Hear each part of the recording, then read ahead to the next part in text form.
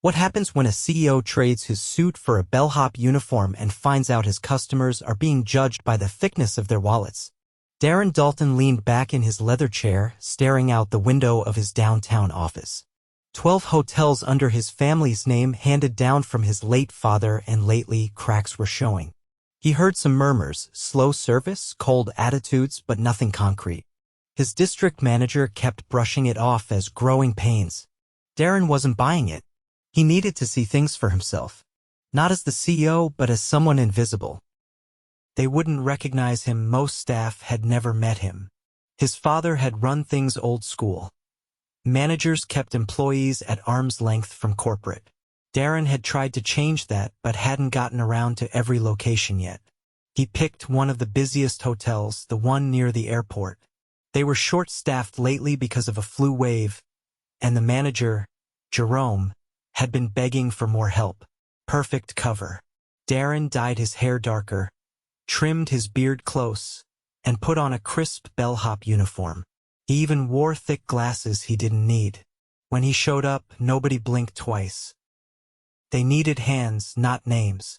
"Name's Dave," Darren said when the front desk clerk, a tired young guy named Mason, asked. Mason handed him a battered luggage cart. "You're on call for anything." Supervisor's name is Trish. The lobby buzzed with the sounds of rolling suitcases and clacking heels. The hotel was nice, but not flashy, meant for business travelers and budget-conscious families alike. Darren liked that. His dad had built it for everyone, not just the rich. He spent the first hour hauling bags, holding doors, offering tired travelers bottles of water. It was sweaty work, but Darren didn't mind. He even helped an elderly couple check in when the front desk was overloaded. Then he heard it.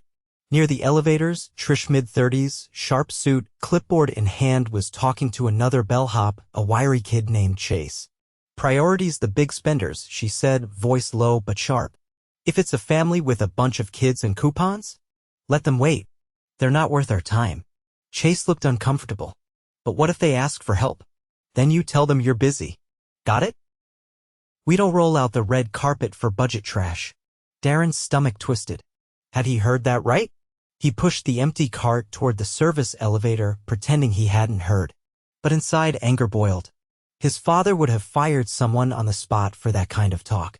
He needed to be sure it wasn't just one bad moment. Over the next few hours, Darren kept an eye on Trish. It wasn't just talk. If someone showed up in a suit, she was all smiles, offering free upgrades, sending extra staff to their rooms. But if it was a tired mom with 3 kids, she barely looked at them. At one point, a man in worn jeans and a baseball cap came to the desk asking for help with his bags. Trish gave him a fake smile and turned away, muttering, "Not our kind of guest." Darren clenched his jaw so hard it hurt. Later, in the break room, he sat next to Chase, who looked like he was wrestling with himself. "You good, man?" Darren asked, keeping his voice casual. Chase shrugged. "Yeah, just gets to you, you know? Treating people like that. I mean, my family couldn't have afforded this place when I was a kid." Darren nodded. "You ever speak up?" Chase laughed bitterly. "To who?" "Jerome? He's tight with Trish. Besides, new guy like me? I'd be out the door." Darren's heart sank. This wasn't just a bad apple. It was rock creeping through the leadership. He didn't sleep that night in the tiny hotel staff room they'd given him. His mind churned with what he'd seen and what he had to do. Tomorrow, he'd push harder. See how deep it went. He wasn't leaving until he knew exactly who deserved to stay and who needed to go. The next morning, Darren was back on shift before dawn, loading carts and prepping the lobby for early checkouts. The hotel's rhythm was brisk, mechanical, a steady churn of blinking departure screens and rushed conversations. Mason was already behind the front desk, hunched over a monitor, typing with the speed of someone used to being 2 steps behind. Darren caught his eye and gave a small nod. Mason returned it without much enthusiasm and turned back to the screen.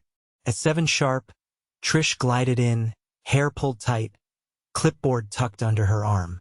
She didn't acknowledge Darren or any of the bellhops. Instead, she made a beeline for Jerome, who was lurking near the concierge desk, sipping coffee like he owned the place.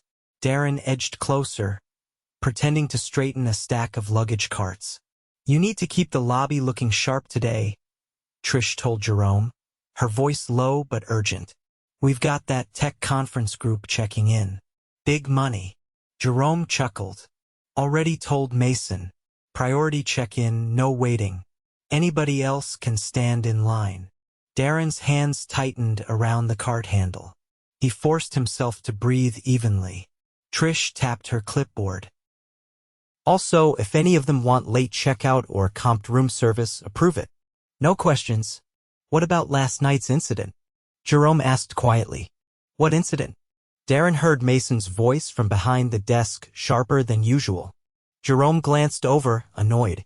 "Not your concern." Mason's jaw tightened, but he said nothing more. Darren made a mental note to follow up with him later. As guests trickled in, the difference in treatment was unavoidable. A young couple in jeans and backpacks were told curtly that early check-in wasn't available. Barely 5 minutes later, a man in a tailored suit rolled up, and Trish herself whisked him to a freshly cleaned suite with a free breakfast voucher.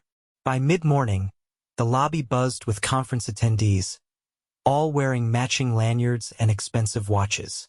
Darren helped a woman with a designer carry on up to her room. She tipped him generously and thanked him warmly. On the way back down, he caught sight of Chase struggling with a mountain of luggage left by a family at the edge of the lobby.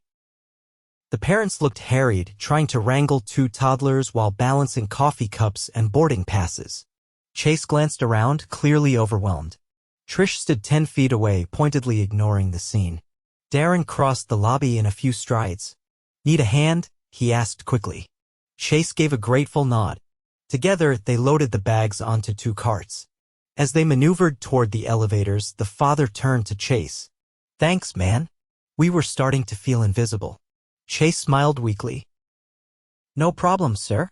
Upstairs, once the family was settled, Darren pulled Chase aside near the service corridor. She saw them struggling, Darren said quietly, jerking his chin toward the elevator bank. Didn't lift a finger. Chase looked down at his shoes. "It's not about helping people here. It's about optics. If you don't look like money, you don't matter." Darren felt something inside him harden. After lunch, Darren volunteered for a stint at the valet station. Outside, the sun baked the concrete and the air smelled faintly of exhaust and spilled coffee. The valet team was stretched thin, just 2 guys, Marcus and Theo. Both looked barely out of high school. Cars rolled up in a steady stream. High-end sedans got careful, prompt attention. Older minivans and compact cars? Not so much. Marcus handed Darren a set of keys. "White Lexus. Priority guest. Park it up front." Darren nodded and jogged off. As he slid into the driver's seat, he caught a glimpse of Trish talking to Theo near the entrance. "She's clocking everything," Marcus muttered when Darren returned, wiping sweat from his brow. "If you're too slow with the nice cars, she'll chew you out. But if you ding up a clunker, she doesn't care." Inside, Darren found Mason alone at the desk, flipping through a thick binder of room assignments. "Busy day?" Darren asked casually. Mason glanced up, dark circles under his eyes. "Normal day." Darren leaned on the counter. "Saw you earlier. Looked like you wanted to say something." Mason hesitated, then sighed. "There was a guest last night," he said quietly. "Older guy, military vet. His card got declined. Jerome told me to kick him out, no exceptions. I offered to let him pay cash, even talked about working something out. Jerome overheard and wrote me up for insubordination." Darren swallowed, the anger rising in his chest. "You serious?" Mason nodded. "Said it sets a bad precedent. If you can't pay, you don't stay." Those were his exact words. Darren pressed his palms against the countertop, steadying himself. "Thanks for telling me," he said finally. He knew enough now. Enough to act. Enough to know this wasn't a misunderstanding or a few bad choices. This was a culture problem, one that had been allowed to fester. At the end of his shift, Darren found Trish and Jerome huddled in a side office, paperwork spread out between them. He knocked once and stepped inside. "What do you want?" Jerome asked without looking up. Darren pulled off his glasses and tucked them in his pocket. "My name's Darren Dalton," he said calmly. "Owner and CEO of this hotel." Trish's pen froze mid-signature. Jerome's head snapped up, mouth slightly open. "You're kidding," Trish said after a beat, her voice brittle. "No," Darren said. "And after what I've seen the last 2 days, you're both done here." Effective immediately. Jerome stood up, puffing out his chest. "You can't just walk in here and—" "I can," Darren interrupted. "And I am." He turned to Trish. "Prioritizing guests based on their wallets. Ignoring families who needed help. Allowing discrimination by appearance. You've violated every value this company stands for." Neither had anything to say. Security, already briefed by Darren earlier that afternoon, arrived silently at the door. Without a word, Jerome and Trish gathered their things under the watchful eyes of the guards. Darren walked back into the lobby, the air feeling lighter already. Mason and Chase were behind the desk, faces stunned. "I just removed Jerome and Trish," Darren announced simply. "From now on, we serve every guest with the respect they deserve. No exceptions." Mason's mouth opened, but no words came out. Chase let out a breath like he had been holding it in for hours. Darren smiled, but it was tight, controlled. "You two have been doing good work under tough circumstances," he said. "Help's coming. Real help." He spent the next 2 hours meeting with the remaining staff, listening, taking notes. They were tired, yes, but not broken. They wanted to do the right thing. They just needed leadership that believed in them. Later, as he stood by the valet stand watching the sunset paint the sky in streaks of orange and purple, Darren knew he had made the right call. The real work was just beginning, but at least now it would be built on the right foundation. The next morning, Darren arrived early again, still wearing the Bellhop uniform. With Trish and Jerome gone, there was no one barking orders in the lobby. The atmosphere felt different, quieter, almost uncertain, like the building itself was holding its breath. Mason worked the front desk alone, flipping through papers and answering phones as best as he could. Chase was hauling luggage for a group of elderly tourists, moving quickly but carefully. Out front, Marcus and Theo juggled a growing line of cars, their faces already damp with sweat from the morning heat. Darren stepped behind the desk, leaning close to Mason without drawing attention. "How bad's the staffing?" he asked, keeping his voice low. Mason didn't hesitate.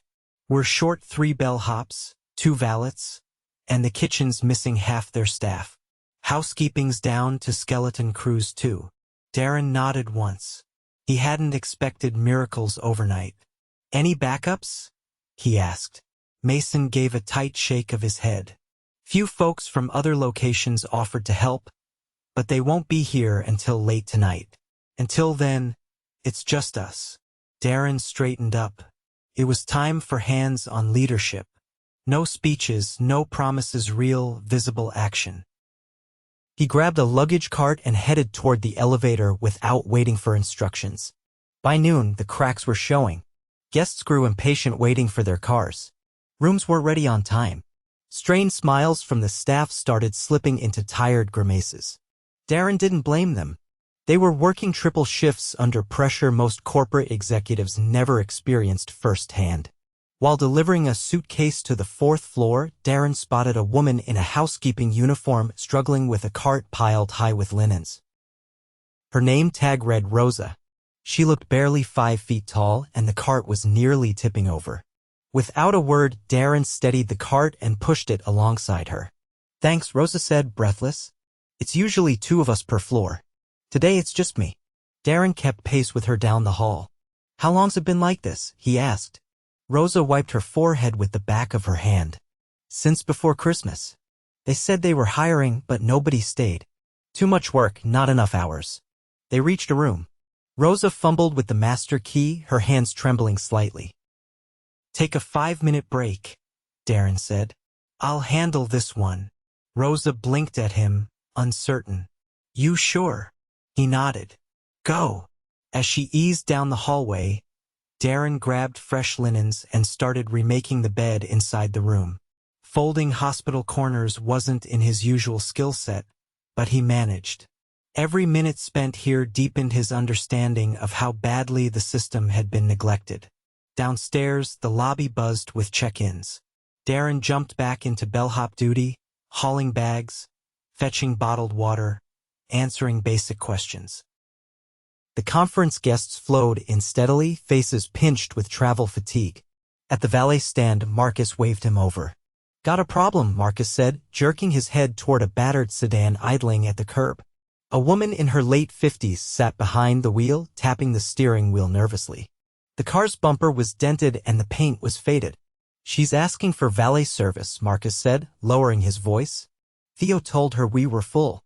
"I mean, technically we are, but—" Darren cut him off. "We're not turning anyone away based on their car. Period." He walked straight to the driver's side window.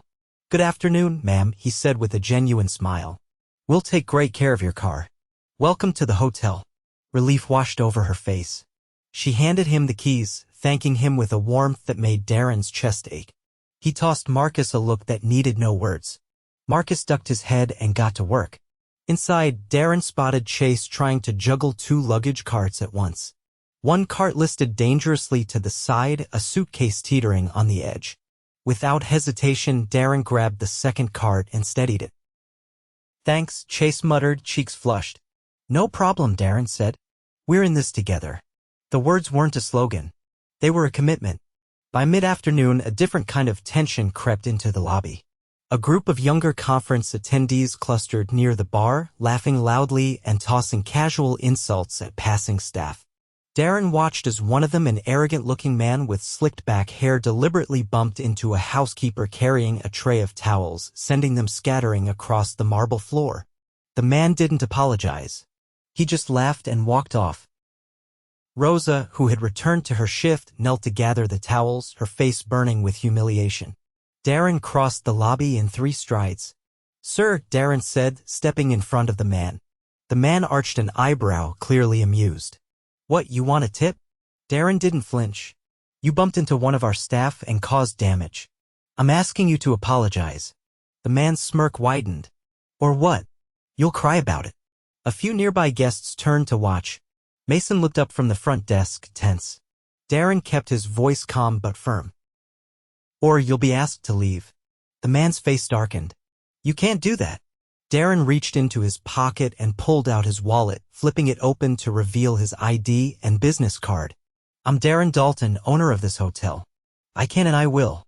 The man hesitated, glancing around. The attention was shifting. People were frowning at him now, not laughing.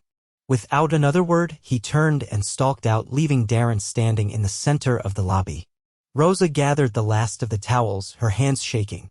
Darren knelt beside her. "You okay?" he asked quietly.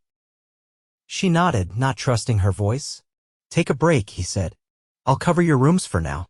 She hesitated, then gave him a small, grateful nod before retreating toward the staff area. By the dinner rush, reinforcements from other hotels began trickling in. 2 extra bellhops, a front desk clerk, and 3 housekeepers arrived, all looking travel-worn but eager to help. Darren gathered them in the staff lounge for a quick briefing.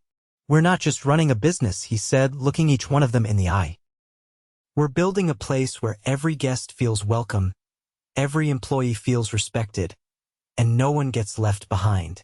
If you're here, it's because I trust you to help make that happen." No applause, no cheers. Just a quiet, collective nod of understanding. Back in the lobby, Darren grabbed a luggage cart and jumped right back in, moving alongside his team. The work was grueling, but for the first time in days, there was a rhythm to it, a sense of solidarity. At one point, Mason leaned over the front desk and caught Darren's eye. "You staying for the night shift too?" he asked, half joking. Darren grinned. "If you are." They both laughed, a genuine sound that cut through the fatigue. Around midnight, the lobby finally quieted. Guests settled into their rooms. The last cars were parked. The kitchen closed down for the night. Darren sat in the staff lounge, sipping bad coffee from a paper cup, surrounded by exhausted but smiling employees. He watched as Chase taught one of the new bellhops how to balance a luggage cart properly. Rosa laughed quietly with two other housekeepers as they compared blistered hands. Mason leaned against the counter, flipping through the day's reports with a look of cautious optimism. For the first time since he had walked into this hotel undercover, Darren felt a flicker of something he hadn't felt in a long time. Hope. Not because the problems were fixed. They weren't. They would take months, maybe longer, to truly repair.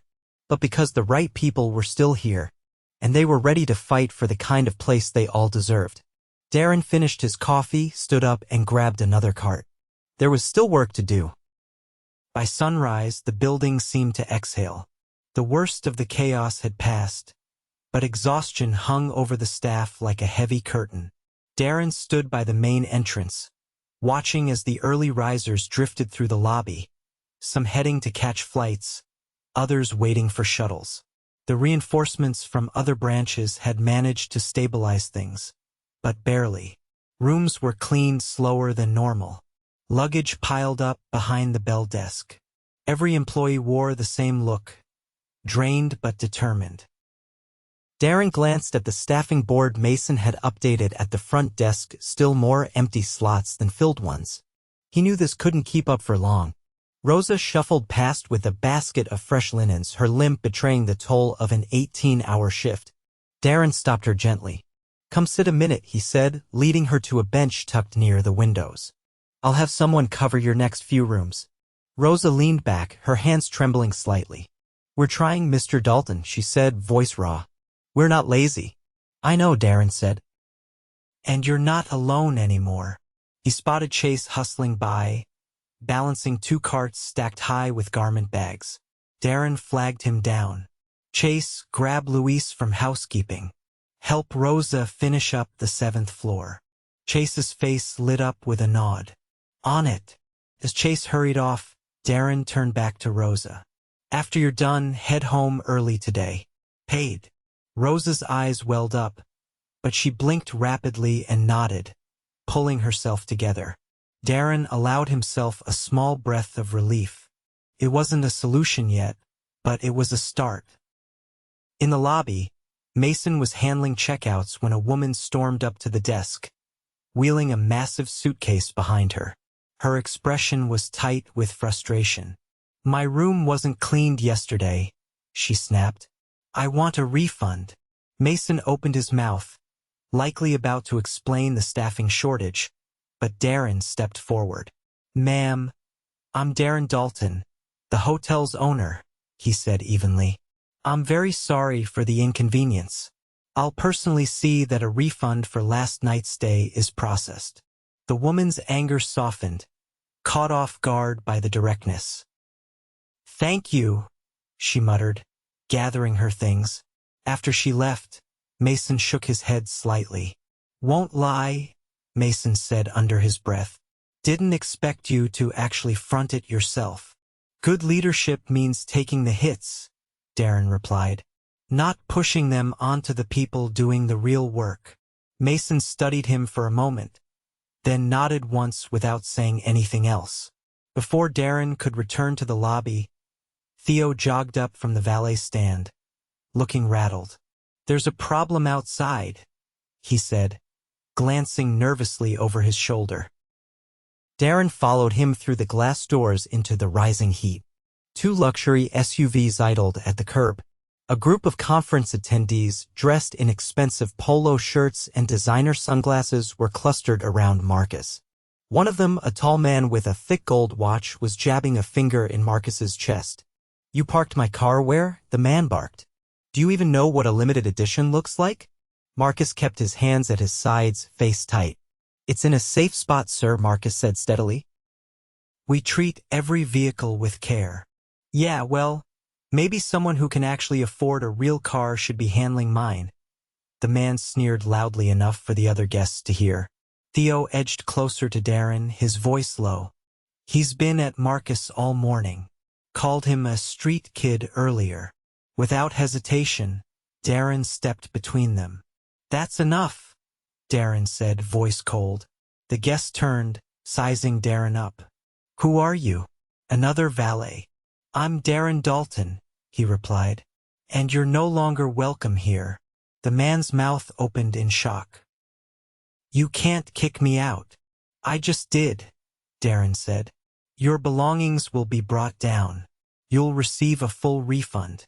But you're leaving. Now." The man sputtered, glancing around for support. None of his companions spoke up. Theo moved quickly to summon security. As the man was escorted away, Darren turned to Marcus. "You handled that exactly right," Darren said. "Proud of you." Marcus exhaled slowly, as if releasing hours of pent-up tension. Inside, Darren pulled Mason and Chase aside near the staff lounge. "Starting today, we're posting a zero-tolerance policy," Darren said. "Disrespect to staff from anyone, employees or guests, is grounds for immediate action. No exceptions." Chase's shoulders straightened slightly. Mason gave a quick nod. Darren knew words weren't enough.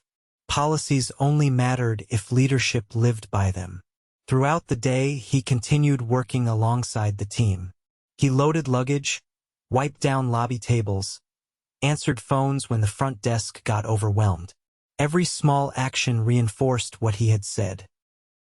Near the elevators, Darren spotted two housekeepers, Anna and Louise, struggling to manage a last-minute room block for an unexpected sports team.